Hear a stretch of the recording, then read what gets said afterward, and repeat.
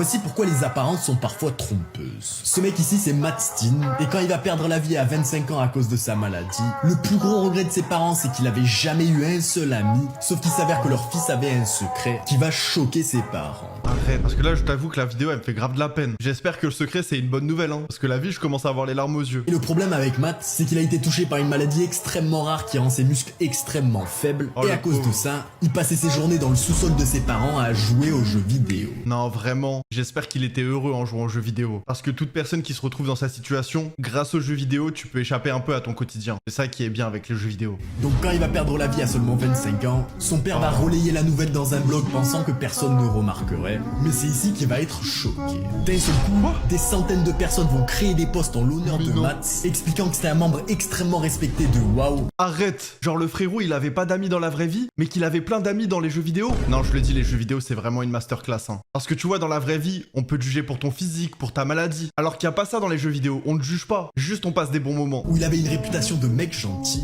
et sur le jeu il avait de multiples amis proches et même une copine. Les parents vont être submergés de messages disant que Matt avait toujours été là pour eux et qu'il était tout le temps très positif. Oh la vie, j'ai des frissons les gars. Oh, je suis trop content quand même de son histoire. Des gens ont quand même pensé à lui, ça fait plaisir. Beaucoup de ses camarades de jeu vont même voyager pour venir à son enterrement. Et ce qui m'a le plus touché, c'est une citation trouvée après sa mort, disant que dans le jeu vidéo, c'était le seul endroit où il pouvait se sentir normal. Si tu veux voir la suite de cette vidéo, clique sur mon pseudo, elle est disponible sur ma chaîne YouTube.